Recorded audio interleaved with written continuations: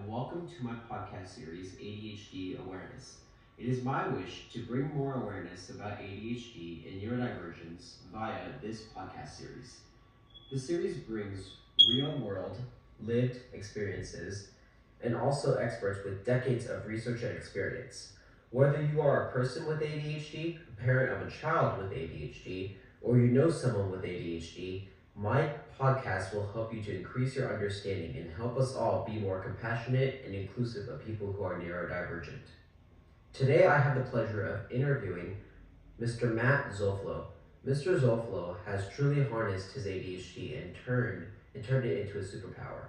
I hope his honest and sincere story will help me in my mission spreading awareness and advocating for people with ADHD.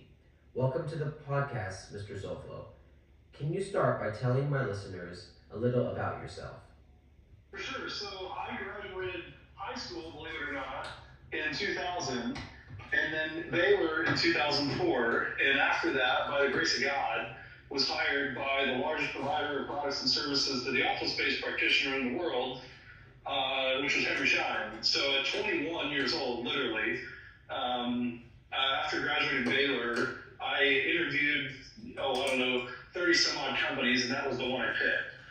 So from a very young age, I was given a lot of opportunity in a space where historically older gentlemen had that role, ladies and gentlemen had that role, and technology was shifting. So my degree at Baylor, believe it or not, was actually management information systems. It was technology. I had taken some sales classes because Baylor had a professional selling program, and it was a minor of sorts for me, but ultimately ended up in outside sales in Dallas, starting dental practices. So I was there 14 years, learned a lot about the business of dentistry, and had the good fortune to help a lot of people. I did 847 startup practices. That was kind of the geography that I worked within. And now, moved on to greener pastures, I now have the privilege of helping doctors leverage the equity in their current practice as an investment vehicle in a larger organization.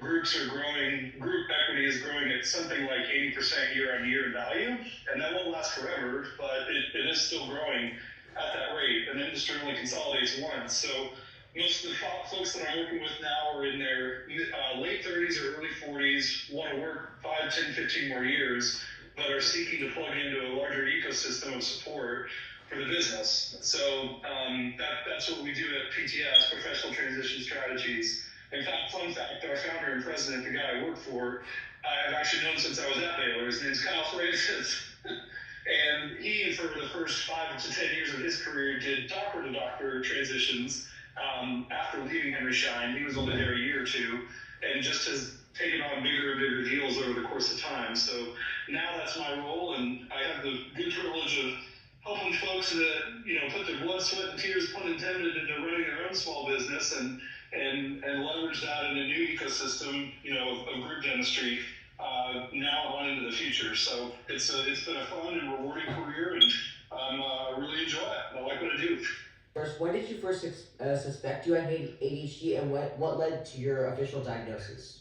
So it's third grade, in English and reading, my reading comprehension and my ability to, even really keep up in the English department. Math skills and science skills I always had just made logical sense to me, but reading and writing and things of that nature were a challenge. So I think my elementary teacher told my parents, they said, "We love this kid, Matt. He's got a personality as big as the whole class, but I can't get him to sit still." And every time, and he's just not retaining what we're learning, you may go check to see if he has, some form of attention deficit. Now, what is now called ADD or ADHD, wasn't diagnosed many years ago. And my mom grew up in a family with 5 brothers and was woefully aware that she, as well as a couple of her brothers, probably had what we now call ADHD. So that was when it was first diagnosed.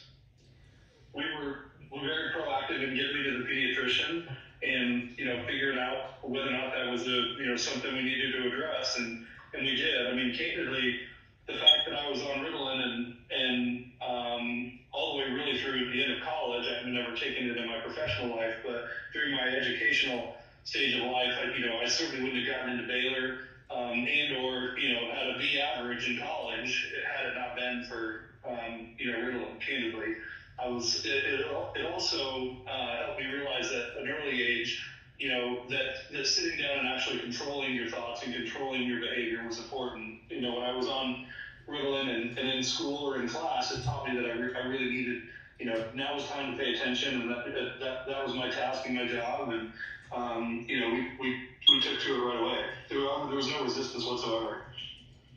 Yeah. So it seems that your interests drive you, so it was easier to read things that were that you were interested in, which is the case for me. Like, for example, during my English class, I'm currently reading Animal Farm, and I'm a very great history whiz. I'm very interested in history, so that I find myself very engaged in that book, and I know what's happening very easily. And so, how did ADHD influence your career choices, and how did it influence how you worked in that career later on? Well, that's the predominant reason I went into sales, in all honesty. My mom had 5 brothers. Three of the 5 of them ended up in an executive role or a leadership role at a company after having proved themselves out in a sales role. And I just felt as though it was something I was going to be good at. So when I looked at, sales more broadly as something I used to be wildly insecure at when I first started, and really for the first 2 or 3 years, I was quite insecure to call myself a salesperson. Well, I learned through my training and knowledge that selling is helping. And if you're helping in an ethical way and in a meaningful way, then it can be really quite rewarding, both for the client and for the quote-unquote salesperson. So I wanted to pick an industry that was very stable and long-lasting and not, cyclical or transitional, shall we say. So again, by the grace of God, when I was in college, my parents moved to Maryland, believe it or not, of all places, from Houston. My dad got promoted. So my parents and 3 sisters moved to Maryland, and on fall break or on Easter break or on, summers, going home to Maryland was an option, but I had to get on an airplane and fly there. Well, you're not going to do that for a day or two.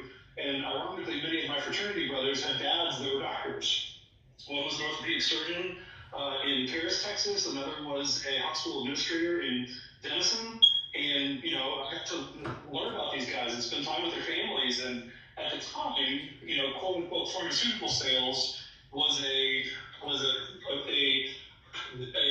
established career path for some salespeople, but there were some issues with it being transient and new drugs going generic and things of that nature. So I learned all these from people that were in healthcare, but I was encouraged just by the environment that I was in, by the fact that everybody's going to need healthcare forever. And kind of stumbled on the dental thing, truth be told. I interviewed for Henry Schein thinking I was interviewing for Henry Schein Medical, and ended up at Henry Schein Dental. So those 2 worlds crossed paths, and that's where I ended up. So what strategies or techniques have you developed to manage your ADHD in your professional life? Checklists and notes. I write literally everything. Well, I don't write. I joke. I don't. If I've got paper in my hand, it's because I'm either writing something extremely meaningful or writing down something extremely important. And normally that's from a personal standpoint. So someone told me earlier on in my career, and this really stems, set the paperless thing aside. I learned in about 8th grade, I had a science teacher that required that everyone in her science teacher use a planner, and it was a paper planner with 5 columns left to right. I still have many of the old ones. This is, of course, before smartphones and cell phones and all that jazz. In this planner, your entire day was oriented on a column, and it had a schedule at the top, and down below there were notes of tasks and things to do. And it was about 3/4 the size of a sheet of paper, so you could take it anywhere you wanted. But everything that I needed to do or that I needed to accomplish in that day, I would write down below my schedule. Well, I literally bought that planner on my own. I think that was a 7th grade science class. And I forget the name of it, time tracker maybe, but you got one every year. And I ordered in the mail every year until my first and second year at Henry Schein, candidly, that same paper planner. So I had my schedule in front of me and would write down literally every little thing I needed to do. Now, those tasks became further and further, more and more extensive. So I literally to the point where I had a mechanical pencil because I had to write so small. because I was writing 2 to-dos or 2 tasks on the same line for years on end, but if I didn't write it down, it didn't happen. And if it wasn't in my planner, I didn't do it. Yeah. Well, you fast forward to today, with a simple Google account and Google Keep and Gmail and Google Calendar and contacts, you can do all that electronically. So my literally whole life, including a haircut, including a phone conversation with an extended family member or a sister. I've got a sister in Ireland, a sister in Tennessee, and a sister in Virginia. And my parents are in Houston. So, if I want to plan something meaningful, short of like free time, it's in Google Calendar. And it keeps me on track, and I can see the whole day in one order, and then, note-wise and task-wise, I've got folders galore, from groceries to family to faith to birthday presents to books I want to read to, things I need to accomplish. And then obviously on the business side for every client, I just keep a note in Outlook that's got, notes from way back when. I mean, chemically, it's ADHD is a chemical imbalance in your brain. You know that. And it's not that there's anything wrong with anybody that's got ADHD or that's bipolar or that's dyslexic. It's a chemical imbalance in the brain.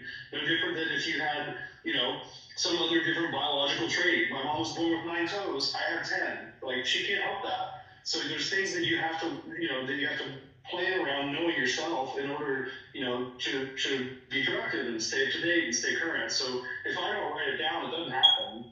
And as soon as it's accomplished, it gets checked off and I can move on to the next thing. So it's a way of structuring, or to your point, organizing what you need to do in order to be effective. Yeah, so you just got done telling me about how, what tools you used and what exercises you did. Now, were there any challenges early on in finding those exercises and how you overcame them to eventually get where you were? Not necessarily. I will say that the summer so when I was on Ritalin, I would take 40 milligrams in the morning and 20 milligrams at lunch at school. But I wouldn't take it in the summer, and I wouldn't take it on weekends. So one of the side effects of Ritalin is lack of appetite, and it depresses kind of your social skills. It makes one more refrained from blurting out in the middle of class a question. They think about that question before they ask it. It's just the way the brain works and the way some of those stimulants work.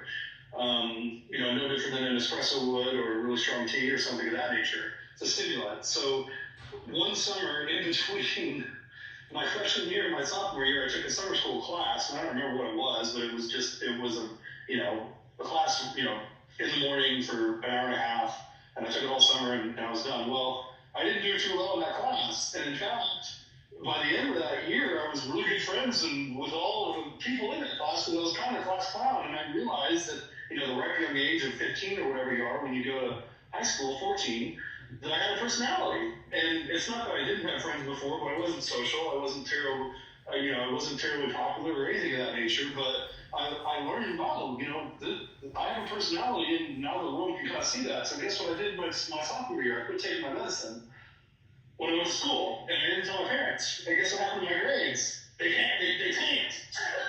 The first 6 weeks of my sophomore year, I had like C's and D's. And my parents were like, what's going on? And I was like, well, I didn't take my medicine anymore. And they were like, Jerry, what are you talking about? I said, well, I get more friends. I have more fun in school when I don't. Well, school isn't spelled F-U-N, it's spelled S-C-H-O-O-L. And that's your job right now. So invariably, what that exercise taught me is kind of what I alluded to earlier. Taking Ritalin or taking, a stimulant of some sort for school had a purpose. And it was in order for me, to pay attention and get done what I needed to get done during the day. And then during college, I didn't take Ritalin for class, but I did take it to study.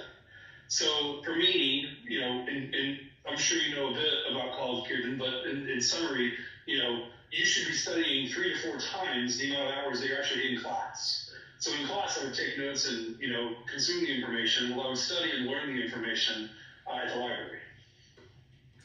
So what would you say to someone who's struggling with ADHD and feels like it's holding them back in their career? In their career or their education? Yeah, both. Depending on their age. I would say, first and foremost, see a doctor. There's a lot of other technologies out there that can help with these types of things. There's neurotherapies. There's actually a good friend of mine that's runs the radiology program at Baylor Hospital here in Dallas. Our sons have grown up together, go to school together. There's neurostimulation therapy that can heal and stimulate some of those synapses in the brain without the use of medication. But I mean, I would say, I don't know what I call acceptance, but rather awareness. Encouraging someone to be aware of the fact that this is the way God made me. This is a skill. It's not a handicap. I need to learn how to use this skill. And as I alluded to earlier, it's no different than a good baseball player or an IndyCar driver or a Formula One driver or a good football player. You've got to work those muscles, and the muscle that's hard to work for people that are attention deficit is paying attention and finding a way to pay attention and not be distracted. For my kids, my daughter Finley is ADHD, and she can't study at the kitchen table.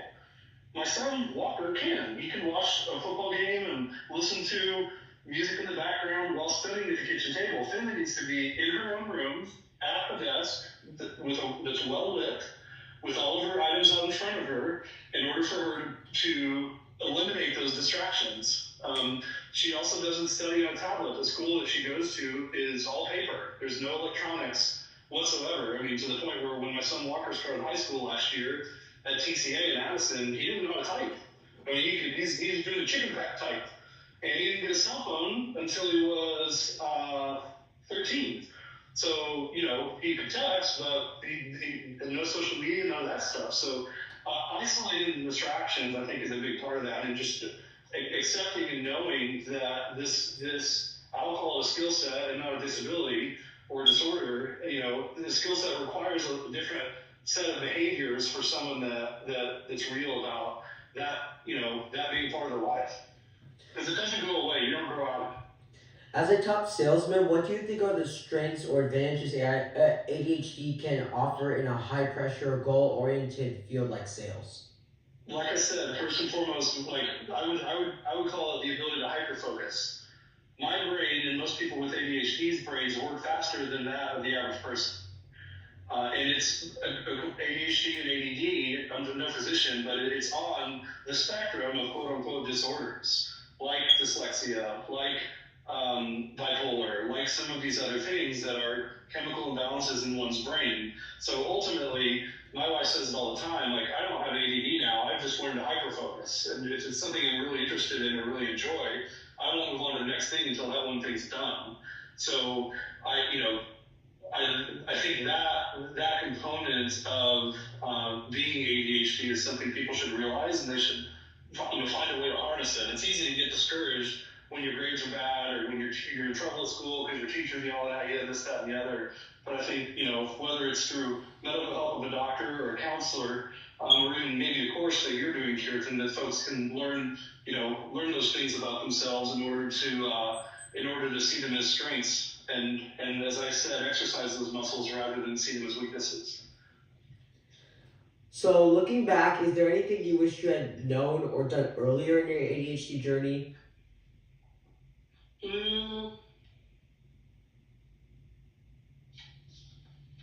Not really. I think if I had one comment on ADHD in general, is that historically it has been overdiagnosed / over-medicated. I mean, name a 7 or 8-year-old that can sit still. There isn't one. So a lot of parents use stimulants like Adderall and Ritalin as a mechanism for, kids to pay attention, and they don't need it. Good old-fashioned discipline is a good place to start, but ultimately, I do think, when I think back, I was taking 60 milligrams of Ritalin a day from the time I was in probably 5th grade, and I've always been tall, but I've never been heavy. Now I'm, a quarter of a ton, 250 pounds. But early on, I do think 40 milligrams of Ritalin for an elementary school schooler is way too much. And in addition, I have a younger sister, Amanda, 3 younger sisters, Amanda, Laura, and Eliza. Amanda was over-medicated to the point where she was almost antisocial in school. And it did affect her social life because she was on it all the time. I was actually ADD my sister was ADHD, so my diagnosis is attention deficit. Amanda's diagnosis was attention deficit hyper disorder. Well, she was 2 years behind me, and she learned to cope with that a bit as well in high school. In fact, she was a cheerleader. So when her medicine wore off in the afternoon, she quit taking it at lunch, and then she'd cheer and do gymnastics all afternoon. While her senior year in high school, she was the cheer captain of the cheerleaders at a 5A high school in Houston growing up. But for me, I think that, on contrary, my daughter Finley is, what is Finley, 12, and she takes 5 milligrams now. So I think that appropriate dosing is really, really important. And I think had I not been taking that much that early, that socially I could have developed, a little faster. Now, in hindsight, everything's 2020. There's another person on the planet that probably thinks that I need more social skills. In fact, I could probably use less of them. But ultimately, I think that is one caveat of something that could have been done differently in my upbringing. So, what role do you think self-compassion plays in managing ADHD, especially when you're going through challenges or setbacks? Oh, it's imperative. And I think not just self-compassion, but community compassion. I think certainly from a family and from an educational system, that compassion is imperative. No child should be treated differently, but every child should be parented or taught differently. Let's say to my son and my daughter all the time, you're not her and he's not you. So the rules are different. You're 12, he's 14. You're a girl, he's a guy. The rules are different, not the rules, but the way that we're going to interact and the discipline that you need are different because of who you are. I know you, I'm your father, this, that, and the other. I think from an educational standpoint, that every child is equally important. Whether that's a child with Down syndrome, the state, as a means of our taxes, pays for those services. Whether it's ADHD or whether it's someone who's excelling and maybe skips a grade or something of that nature. So I think the community and the district with which that child is in, that support is really important, or acknowledgement of it. From a self standpoint, to address your initial question, I think a child can only soothe oneself as best they're able. I think a big part of that responsibility lands on the parents and on the community that they're in. And if the parents are in and have the means to be in a different community because the one they're in isn't safe or encouraging to that child, I think that's worth noting. But not everyone has those means or has that desire. Yeah. So elaborating on what you said about community passion, do you think that society's perception of ADHD has improved or changed over the years? I do. I think I never felt any, and again, I think most of this probably comes from the upbringing, not from my community. I was raised in Texas. I was raised in Houston, in arguably what would be considered, the Frisco ISD of Houston. The Cypress Fairbanks School District is one of the best in Houston, and I grew up in a community very similar to the one that you're being raised in now. I think people are more aware of it. I think that there's probably more of a stigma now of parents to deny their children of a vaccine or medication because they're scared about it or they're worried about it or they're scared about it. And those just are concerns that I personally as a human being have. I'm a firm believer in the human body and a firm believer in as broken as it is, the American healthcare system. So I think there's benchmarks and rules and checks and balances in place with the FDA that, whether it's, are they perfect? Far from it, but, do they do a really darn good job of making sure that they can help people as best we can with the technologies that we have available and pharmaceuticals that we have available. I think those things are worth at least considering. So I think that's probably one thing that's changed in today's day and age, but I wouldn't say I've never felt or witnessed, shall I say, a quote-unquote stigma tied to any of those things with ADD or ADHD. And elaborating on stigma, have you seen, do you know of any big misconceptions about ADHD in the community? No, not necessarily. Not for me. I would say some of that existed long ago for mental health. And by mental health, again, if we're talking about a spectrum or a range in neurological differences in human beings, that spectrum being, starting really with ADD, ADHD, and then some of the other more drastic things, dyslexia, bipolar, and then in some cases schizophrenia and things of that nature, or phobias. Those are treatable things, and it's what doctors are here for. I think there's more of a stigma on the further end of that spectrum than there is the lower end. But to that point, I think that the world has changed a lot in the last 10 years, at people being more self-aware of those things, and certainly from a company and professional standpoint, being more accepting of them. Yeah, so I always like to ask my interviewees about their favorite quote or a quote they like that inspires them, and this is no exception. So do you have any? I would say that attention in general, that ADD and ADHD can be as much of an asset as it can be a disorder.